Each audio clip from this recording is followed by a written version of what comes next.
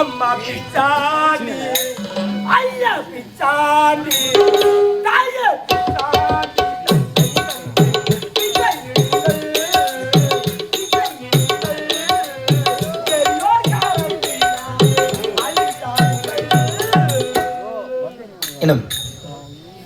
இந்த இனிதான காலை வேளையிலே ஆரூர் நகரத்திலே பொன்னியம்மன் ஆலய திருவிழா அதி விமர்சனமான முறையில் நடைபெற்று எங்களது செஞ்சிக்கோட்டை இளைஞட்டு நாடகத்தினால் இன்றிரவு நடத்திக் கொண்டிருக்கக்கூடிய நாடகம் சிவன் கங்கை திருமணம் அல்லது நிஷாசனி சம்மாரம் எனும் நாடகம் சிறப்பான முறையில் நடைபெற்றுக் கொண்டிருக்கின்றன.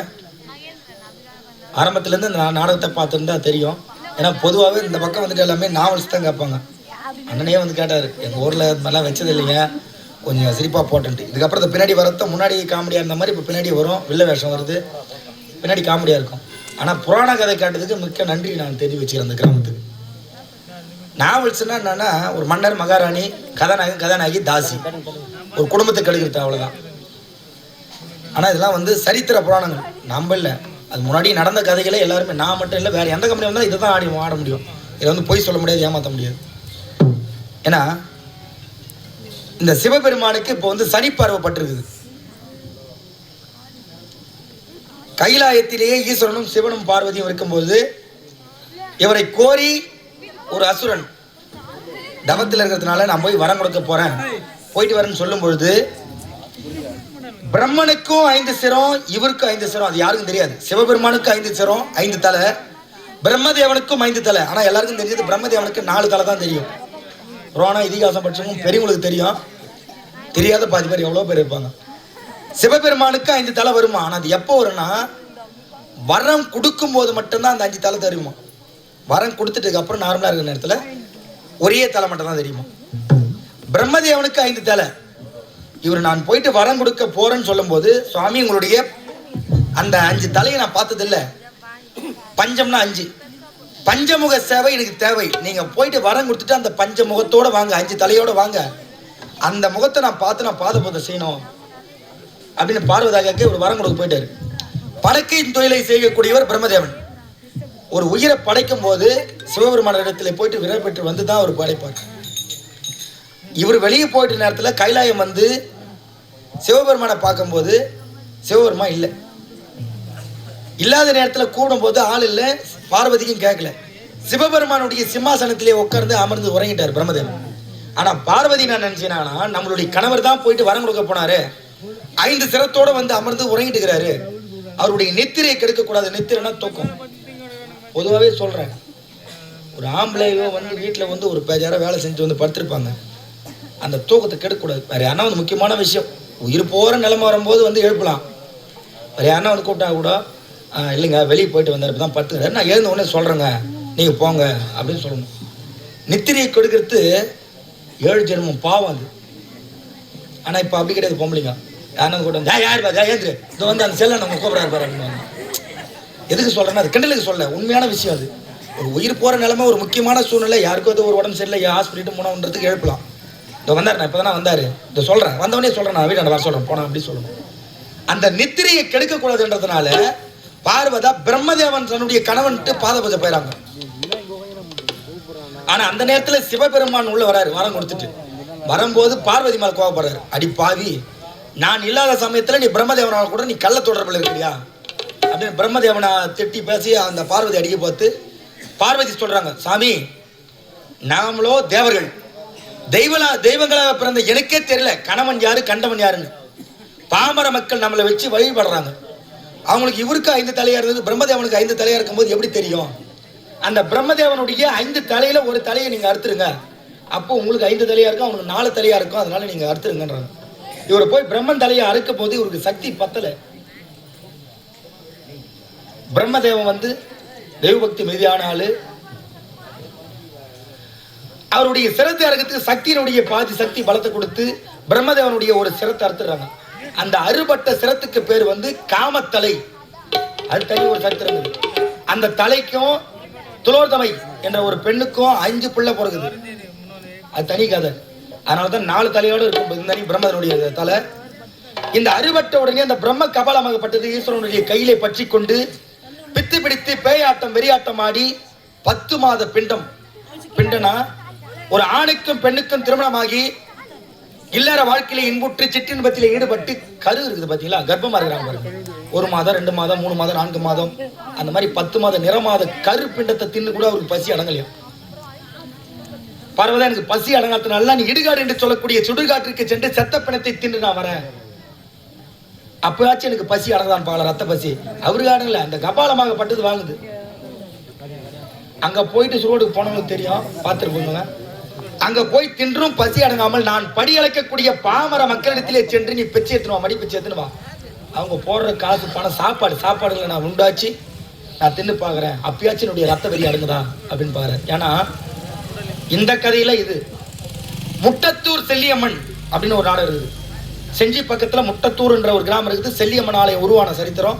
அந்த அம்மனுக்கு இப்பேற்பட்ட சனி பார்வைப்பட்டு நயினார் என்ற ஒரு அறக்கடத்திலே அடிபட்டு உதைப்பட்டு அந்த அம்மனுக்கு விமோசனம் கிடைச்சது. அந்த நேரத்தில் அந்த அம்மனுக்கு ஒரு சனி பார்வை. பாரதத்துல திரௌபதி துயில் உருவுதல், அவனை 56 தேச மன்னர்களும் அமர்ந்திருக்க சபையிலேயே துர்ச்சாதன திரௌபதியின் சேலையில் உருவி மாணவகம் படுத்துட்டு அந்த திரௌபதி அம்மனுக்கு அந்த நேரத்தில் சனி பார்வைப்பட்டு பேர்பட்ட நிலைமை. தெய்வங்களுக்கே அப்படின்னா நம்மளாம் யோசிக்கணும். நம்ம ஒரு பாவத்தை பண்ணிடலாம், மற்ற சொத்தை ஏமாத்திக்கலாம், பணத்தை பிடிக்கலாம், எல்லாத்தையும் பண்ணிடலாம். ஆனா அந்த பாவம் முறை நம்மளை சேராது. நம்மளுடைய பிள்ளைகள் பேர பிள்ளைகள் பின் வரும் சந்ததிகளை பாதிக்கும். வஞ்சகன் வாழ்ந்து விடலாம், ஆனால் வஞ்சகனுடைய பிள்ளைகள் வாழாது. அதுபோல இந்த சிவபெருமானுக்கு இப்ப சனி பார்வைப்பட்டு இப்பேற்பட்ட துன்பமான நிலையில் இருக்காரு. இப்ப அந்த பார்வதாகப்பட்டவள் தங்களிடத்திலே மடிப்பிச்சு எந்த பிச்சை எடுக்க வருகிறார். மனதார வேண்டிக்கினே ஒரு அந்த விமர்சனம் தீரணுன்றது. பின்னாடி வரும் காட்சி பாலாம். இந்த கபாலம் யாரால விடைபெறுகிறது அப்படின்றது தங்களுடைய கையால் கிடைத்த காணிக்கையிட்டு செய்த பாவத்தை தீர்த்து கொண்டு புண்ணியத்தை சேர்த்துக் கொள்ளுமாறு அன்போடு கேட்டுக்கொள்கிறோம். ஏன்னா ஒரு எறும்பு கட்சோடு நேசி சாவடிச்சு போடும், அந்த பாவம் கூட நம்மளை சேரக்கூடாது. அந்த அமனாகப்பட்டவள் வருகிறாள். இன்னும் இந்த நிதான நல்ல வேளையிலே ஆரூர் நகரத்திலே அன்பான முறையிலே எங்களை வரவைத்து அரவணைத்து நடத்தி கொண்டிருக்கக்கூடும் விழா குழுவினரின் சார்பாக உரிமையாளர் எனும் எங்களது கலைக்குழுவின்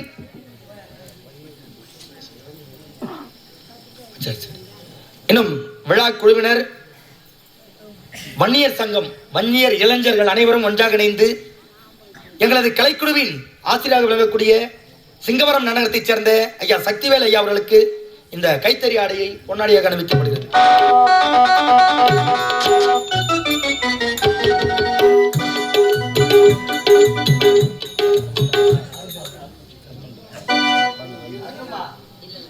எனும் எனது கலைக்குழுவின் உரிமையாளராக விளங்கக்கூடிய என்ஆர்பேட்டை நகரத்தைச் சேர்ந்த அருண்குமார் அவர்களுக்கு விழாக்குழுவின் சார்பாக பொன்னாடை பத்தப்படுகிறது.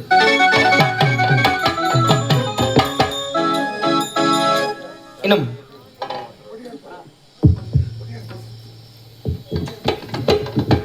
அன்பான எனது உடன்பிரவா சகோதரராக விளங்கக்கூடிய ஆரூர் நண்பர்கள், வன்னிய இளைஞர்கள் அனைவரும் சார்பாக அடியடிக்கு கொண்டாடப்பட்டது.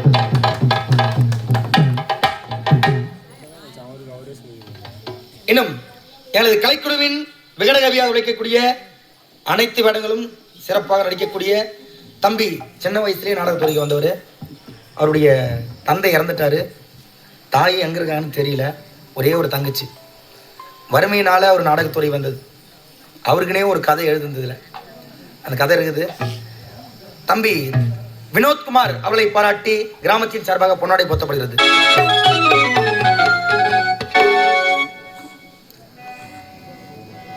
இன்னும்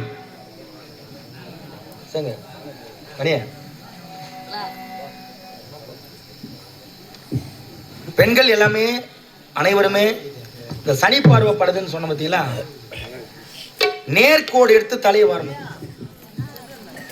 ஏன்னா வாழ்க்கையில இன்பமும் பாதி துன்பமும் பாதி இருந்தால் தான் நல்லா இருக்கும் வாழ்க்கை. அதுதான் இந்த நேர்கோடு எடுத்து போட்டு மேலே ஏறுது. ஆனா இப்ப மாணவரே வருது எல்லாம் பஃப்ன்றாங்க, லூசர்ன்றாங்க. அது பேர் தலைவிரி கோலம்னு சொல்லணும். ஏன்னா அது தலையெழுத்து அப்படிலாம் போகணும்னு அர்த்தம். அது நம்ம முன்னாடியே பார்த்துக்கலாம். அது சொல்றது அதெல்லாம் சனி பார்வை படுறது. அது ஒரு முந்தானி புடவை கட்டுவாங்க. நல்ல ஒரு தமிழ்நாட்டுக்கான ஒரு பண்பாடான விஷயம் அந்த புடவை தான். இந்த விசேஷ நாள்லன்னா புடவை கட்டுங்கம்மா. இந்த நைட்டிலாம் போடாதீங்க, தயவு செஞ்சு கையெடுத்து கும்பிட்றேன். நீங்கள் வீட்டில் போடுங்க. இல்லை, நைட்டின்னு கண்டுபிடிச்சது வந்து இரவில் போகிறதுக்கு தான். அதெல்லாம் போடாதீங்க, தயவு செஞ்சு சொல்கிறேன். அந்த புடவை கட்டினாங்கன்னா அந்த முந்தானி வந்து அலைய விடக்கூடாதான். குடும்பம் அந்த மாதிரி அலைஞ்சு போயிடும். எடுத்து இடுப்பில் சொருகினா நடக்கணும், போன வரணும். கையில் வலிகள் இல்லாமல் கணவருக்கு யாருக்குமே வீட்டுக்காருக்கு சாப்பாடு போடவே போடாதீங்க. அது சாப்பாடு இல்லை. அந்த வலையில் இல்லாத போட்டால் அது சாப்பாடு கிடையாது, வேற மருந்து கொடுக்கறதுக்கு சமம். வலையில் ஒழிஞ்சு போச்சா ஒன்றும் இல்லை, பிளாஸ்டிக் வலையில் கூட வாங்கி போட்டுக்குங்க. இதெல்லாம் வந்து சனி பார்வை. நம்ம நான் இந்த வார்த்தையை சொல்லக்கூடாது. இந்த சனின்ற வார்த்தையை அதிகமாக உச்சரிக்கக்கூடாது. நம்மளை பாதத்தில் பிடிக்க போகிறோம்னு அர்த்தம். அந்த வார்த்தை அதிகமாக உச்சரிக்கிறீங்கன்னா அதை உச்சரிக்காதீங்க. வேறு எந்த வார்த்தை ஒன்றாலும் சொல்லி திட்டுங்க. சனி பகவான் நல்லவர் தான், அந்த நேரம் பிடிச்சதுன்னா ஆட்டி தான் விடும். அப்பேற்பட்ட ஒரு சனி பகவானுடைய பார்வைப்பட்டு இந்த சிவனாகப்பட்டவர் இப்பேற்பட்ட இன்னல் துன்பர்களை அடைகிறார். மேல் மலையனூர் உருவான சரித்திரம் அந்த கதை. இந்த கபாலம் பின்வரும் காட்சினா அந்த கபாலம் யாரால விளங்கப்படுது, யார் வந்து அவருக்கு விமர்சனம் தராங்கன்றது தான். இந்த உலகத்தை ஆளக்கூடிய உமா பார்வதாகப்பட்டவள் தங்களிடத்திலே மடிப்பிச்சை ஏந்தி வருகிறாள். தங்களால் கையால் கிடைத்த காணிக்கையிட்டு செய்த பாவத்தை தீர்த்து கொண்டு புண்ணியத்தை சேர்த்துக் கொள்ளுமாறு அன்போடு கேட்டுக்கொண்டு நாடகத்தை துவக்குகின்றோம். நன்றி, வணக்கம். நாடகம் துவக்கம். இவ்வளவு அமைதியா இருக்கிறதுக்கு நான் நன்றி சொல்றேன். இந்த கிராமம் அமைதி காத்து நாடகத்தை கண்டுகிறேன்.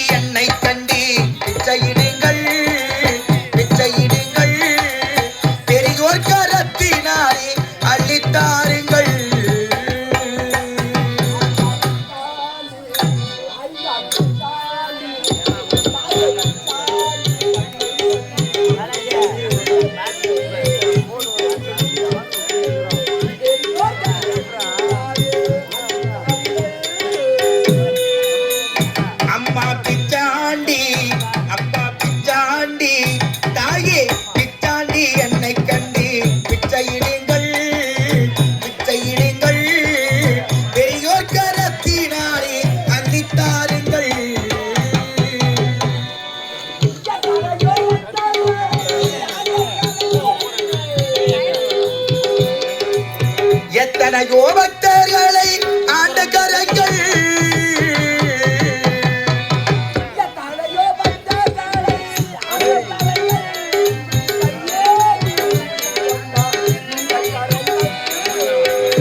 அம்மா பிச்சாண்டி, அப்பா பிச்சாண்டி, தாயே பிச்சாண்டி, என்னை கண்டு பிச்சையிடுங்கள், பிச்சையிடுங்கள், பெரியோர் கரத்தினாலே அள்ளித்தாருங்கள்.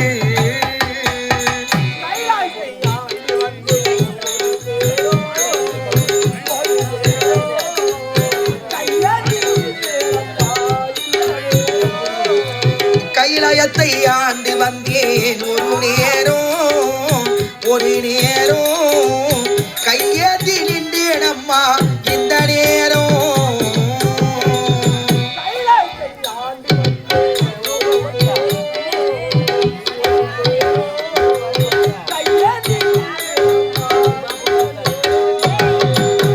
அம்மா பிச்சாண்டி, தாயே பிச்சாண்டி, அப்பா பிச்சாண்டி, என்னை கண்டு பிச்சையிடுங்கள், பிச்சையிடுங்கள், பெரியோர் கரத்தினாலே அள்ளித்தாருங்கள். நானும் கைலாயத்திலே சந்தோஷமாக இருந்த வேளையிலே தூர்வாசகர் முடிவிலிருந்தும் ஓடி வந்து ஈசா என்று அழைத்தார். என்னுடைய காதிற்கு கேட்கவில்லை.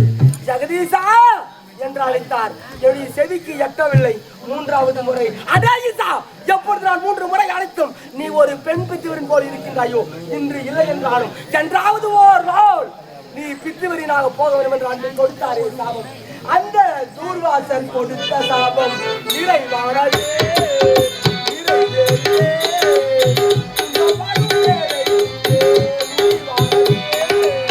தூர்வாசகர் கொடுத்த இணைவானதே இணைவானதே துன்பம் வரும் வேளை இங்கே உருவானதே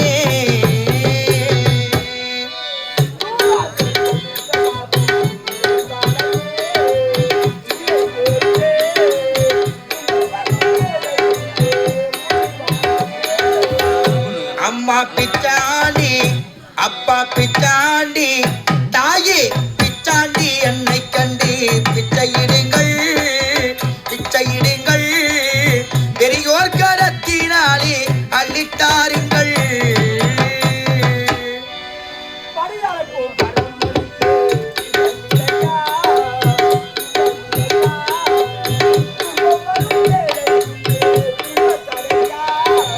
படியளைக்கும் பரம்பரைக்கு இந்த நிலையா இந்த நிலையா இன்பம் வரும் வேளையிலே துன்பக்கடையா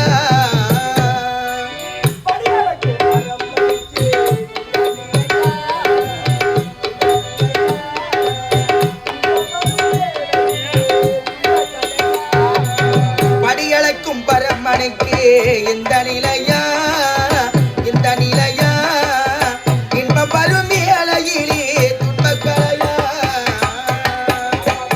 அம்மா பிச்சாண்டி அப்பா பிச்சாண்டி தாயே பிச்சாண்டி என்னை கண்டு பிச்சையிடுங்கள் பிச்சையிடுங்கள் பெரியோர் கரத்தினாலே அள்ளித்தாருங்கள் இந்த பாழும் பரமனுக்காக பாமர மக்களுக்கு